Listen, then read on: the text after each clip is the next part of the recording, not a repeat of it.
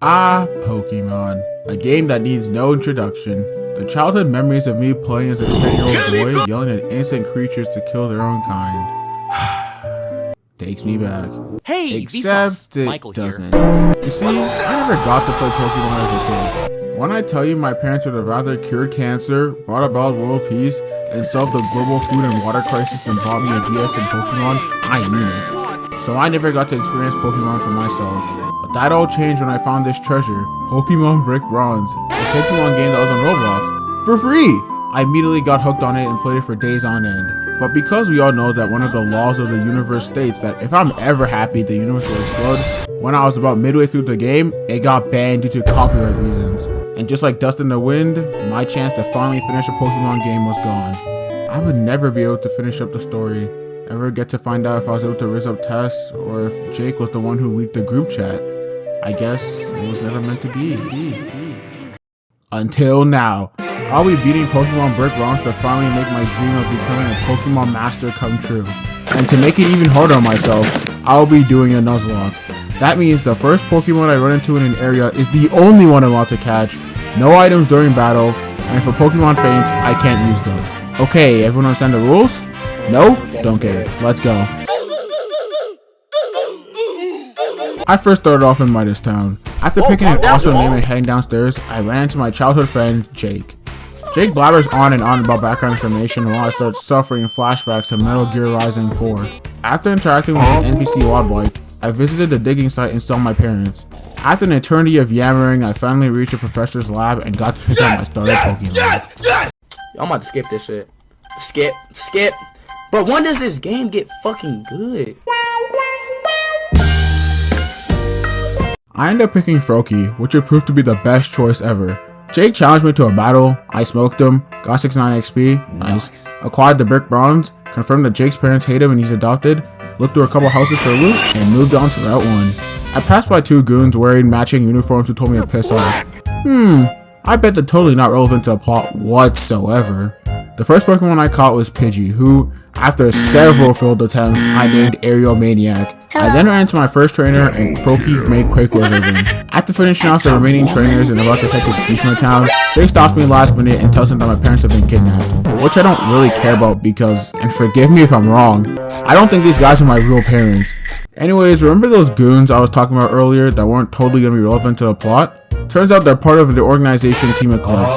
They think that people in Pokemon aren't in harmony and want to kill them or something, and took my parents because they know stuff about rocks and legendary Pokemon and rocks. I know, I wasn't really paying attention to the dialogue. Professor Cypress tells me I should head to Kishima Town for my own protection, and I'm like, bro, I know, that's what I was doing until this genius came along and made me turn back around. I go to Kishima Town and end up meeting a random girl, and this is where I have a bone to pick with my character. Why the fuck is he just telling everyone he meets about his business? Like, dude, shut the fuck up. Not everyone has to know that Swiper the Fox snatched her parent. Because my character has one functioning brain cell, I end up going to her house where she proceeds to steal the Brick Bronze necklace, break my ankles, turn her Crocs into sports mode, and hit the dash. Jake, being the W man that he is, shows up and helps me get it back. I defeated more trainers and caught an Adorian named Rat King. Turns out I got that Hall of Fame chase down badge because I eventually caught up with her. She reveals that her name is Linda and she works for Team Eclipse and blah blah blah. We end up battling and she sends out her Putrina, which Froakie easily solos. She then switches to Pantrum, and here I make a big mistake that almost cost me the run.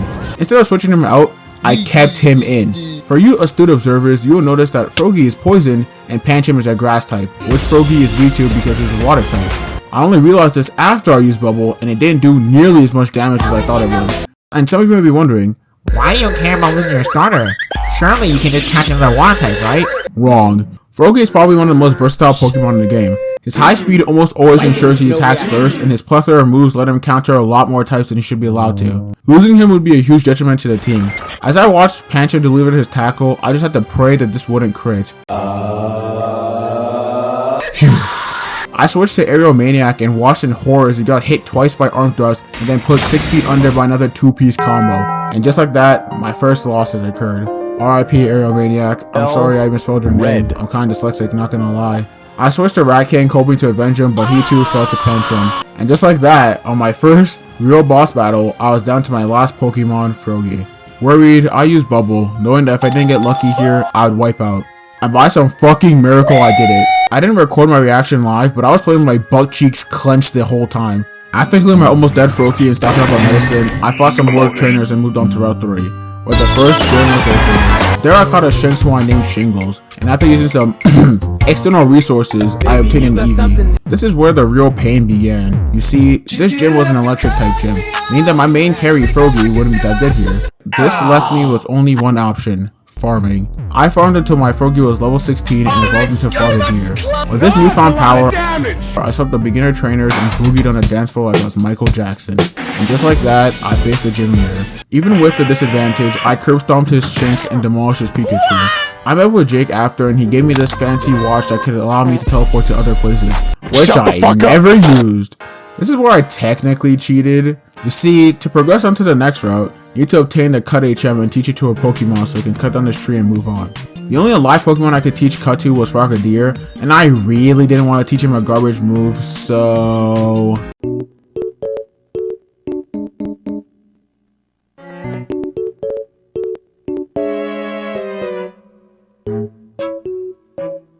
Sue me. On Route 5, some weirdo approached me and gave me running shoes, which allowed me to sprint, which is pretty cool. Since this route was water themed, I really had nothing to worry about, as everything could be one-shotted by waterfalls. I caught a Litleo and named him Chlamydia. Midway through the route, Shingles evolved into Luxio, and near the end, Jake pulled up like an unwanted pregnancy to challenge me. I easily one-shotted most of his Pokemon until he brought out his Nidorian. Piece of cake, right? That's what I thought too. Until he almost killed Shingles! No. Wait. 6 HP. I immediately switched to Frogadier and water pulse his ass to Kingdom Come. This proves that you can't trust those close to you. I went to the second gym but found out it was shut down due to Team Eclipse stealing the red orb, and they might erupt a volcano near time. After stumbling around for longer than I'd like to admit, I eventually found the volcano entrance. After dealing with grunt number 1 to 500, I finally arrived at the boss room. In here, this Ronald McDonald looking goober is about to reenact Pompeii. I intervened and battled him. Even though I won, he still activated the red orb and awakened the legendary Pokemon Groudon. Turns out, just like an abusive alcoholic stepfather, it was a mistake to wake him up, as he immediately entered fighting mode when gaining consciousness. Ronald got pressed so hard his damn hair flew off. Him and his whole team skedaddled after that, leaving me to fend for myself. Luckily, the gym leader came along and he, after a quick glazing session, got Groudon to chill. I went back to the gym and proceeded to start losing my shit over it. Why, you may ask? It's cause I kept screwing up the parkour. The trainers were light work though. I eventually faced the owner, and since this was a fire type gym, Frogadier swept through it easily. From there I moved on to Route 7 where I caught a Bidoof I named Timmy Turner. I then find out from Boosty that the way to Route 6 is blocked because all the Bidoofs from the local sawmill built a dam. Like a true Karen, I storm in all pissed off and battle all the lumberjacks until I get to their manager. Midway through, I have this jump scare where I almost lose Chlamydia and Frogadier, but Shingles clutches up and carries me out of that situation. After beating Usain Bolt's world record while dashing to the Pokemon Center, I came back and started battling the lumberjacks again, only to lose Eevee and Chlamydia to his fucking pincer. Once again, Shingles proved that he's the MVP of my team, straight up clutching when I needed him the most. The boss of the Lumberjack came in and I was stressed. I thought I was about to fight a boss while my Pokemon were one turn away from seeing a Tupac concert. Luckily, he came to sort out the Lumberjacks and fix the Bidoof problem. You best believe I ran to the Pokemon Center in the next time like the real bitch I was. There I caught a Magikarp I named Filet Mignon. I also went to the nursery to get an egg, and just like the KKK, chose the right one and left the others hanging. I moved on to Route 8 where I met up with Jake. They should consider changing the route name to Ram Ranch, because I was getting fucked by 18 people. In this route, you have to fight with Jake, and because he was glazing me, you know, going on about how I'm the greatest and how much better I am than him and he wanted to learn from me, I was flattered. But I quickly realized how garbage he was. You'd think that having another Pokemon trainer would at worst just balance out like a normal battle, right? Wrong! Jake was so ass that most of the time he just turned to me 1v2ing them. The only good thing he did was being a walking Poke Center, otherwise he was just dead weight. I also lost to Filet Mignon right after I got him because Garfield over here decided to make him fish paste. Unbelievable. To top it all off, I caught a Lillipup that I named Disappointer because I realized he wasn't a fire type.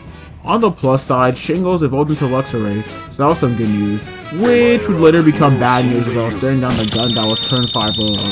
For any of you who don't know, Royal is a 5-turn move that doubles in power every turn. By turn 5, Royal pretty much one-shots any Pokemon that gets hit by it. so I had to make a decision. Which of my Pokemon would I send to Valhalla? I couldn't choose any of them, they were all precious. I love the little I love Pakistan. I will sacrifice my life for Pakistan.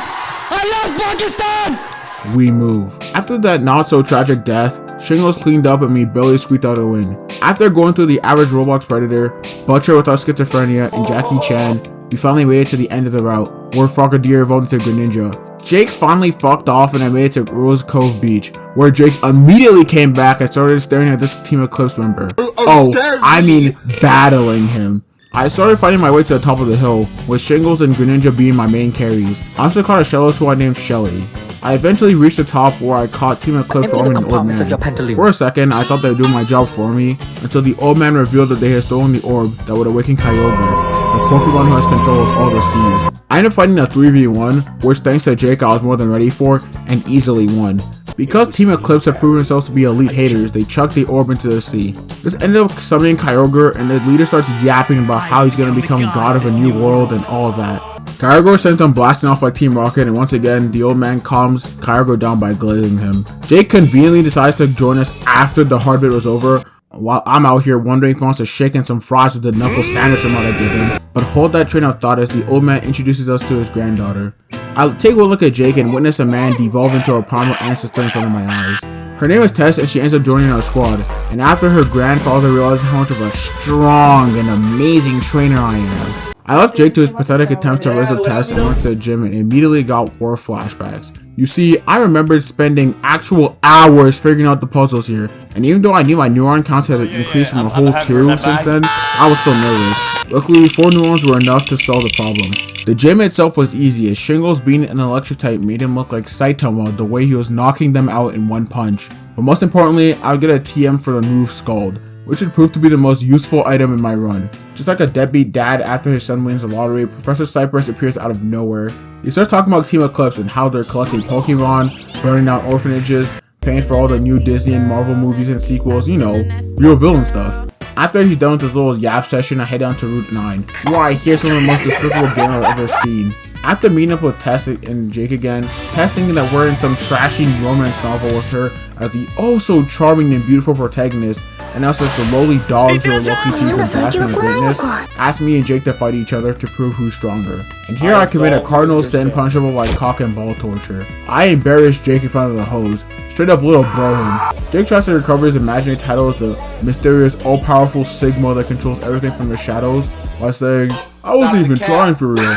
But obviously no one's buying that. After mopping the floor with him, Tess thinking that she's some big shot and I'm free, decides that she wants to battle me too. But unfortunately, she doesn't know that I beat women too. Call me Chris Brown because these hands are rated E for everyone. After having an honestly kind of close fight, I kill him victorious. Jake, trying to get some brownie points with Tess, gets in his Twitch bag and starts simping. And I mean the whole 9 yards. Talking about some, you aren't reckless, Tess. You're a great trainer. I can tell that you and your Pokemon have been in many great battles together. Unfortunately, he did not roll a 20 in his charisma check, because Tess tells him that she hasn't fought in any real battles. You already know bro thought to himself, I want to die. After that whole debacle, I caught a Venipede which I named Critter after the name Bugger was censored. You're telling me that the word nigga with an 8 in it is okay, but Bugger isn't? Thank you, Roblox. I ended up going back to Rose Cove Beach to defeat the Battle Dog, which went pretty smoothly and I was rewarded with a King Rock. Fast forward a bit, and after a close call with Timmy and Shelly evolved into Gastrodon, I made it to Route 10. I ended up catching a Floette, which I would name Flower. And little did I know that catching a singular Pokemon was going to change this run massively. As I ventured on, I caught this strange Pokemon looking at me from a distance. It decided to get closer to me, but Jake and Tess scared it off. They then tell me that the Pokemon was Absol, and he only appears to warn people that are in great danger. Jake and Tess decide to leave me to get to the top of the mountain by myself, which to be honest was probably for the best, as I don't think I could handle a 3v1. I entered the Kragoon Mines where I caught an Onix and named him Rock Wizard. After fighting a plethora of wild Pokemon, getting lost, fighting trainers, and getting lost again, I finally made it to the top, with Critter evolving to Scolipede. I met up with Jake and Tess again and we take the airship to Athian City, where we meet Gerald, someone who could help us find Team Eclipse base. Tess and Jake stay behind to do some research while I go take on the flying Pokemon gym. After almost losing our goat and a scavenger hunt that made me think I was Stevie Wonder, I ended up facing the gym leader. I started the fight off with Shingles as he had the type advantage. The first 8 Pokemon were easy to deal with, but the real problem arose when he sent in his second Staraptor. You see, unlike his first, the Staraptor has the move Fly, which is a move that makes flying Pokemon unhittable for one turn and then make them do massive damage the next. If the AI decided to spam this, there was nothing stopping him from sweeping my team, as I couldn't use heals. This is where RNGesus had to come in and take the wheel. He used his Fly and I decided to switch to Greninja so he'd take the blow and hopefully land a Confused with Water Pulse. And he actually did. Unfortunately, this didn't prevent the Staraptor from using Double Team, one of the most infamous moves in Pokemon due to it granting its user Ultra Instinct after being used. Miraculously, Greninja landed his next Water Pulse even with Double Team. His remaining bravery was smooth sailing as Greninja was immune to psychic moves. On my way out of the gym, I see a Team Eclipse ship go by and go, huh, and go back to Tess and Jake. I find Jill and Tess out of the shop and learn that in his ongoing quest to look cool for Tess, Jake went alone to confront Team Eclipse. At this point, I'm wondering if Jake is one of the many victims who suffer from annoying ingrate that demands spotlight. Tess makes a big hoopla about how it's crucial we go after him, and how Jake would abandon her, yada yada yada. Like, you're not Naruto, bro, calm down. She suggests we go through the sewers to catch up with him and allow me to get last minute things done, but just how important time was. So I went to go get a hoverboard. Listen, a man has to have his priorities straight. Whee! I eventually joined Tess in the sewers and catch a Volto by name. Yeah. And here I have to talk about how much worse Tess is at duo battles. Remember how I said earlier I was practically fighting a 2v1? With Tess, I was actually doing that. She just kept spamming Dig with her Garchomp and leaving my Pokemon to fend for themselves. At least Jake served as a meat shield. All Tess did was either do slurs of damage or just leave. It was an actual miracle that I didn't suffer any losses during that section. As we approached the end of the sewer, I did some research and quickly realized that this would be a really hard fight. Knowing that I would have to hope for some luck, I moved on. Next time on Dragon Ball Z.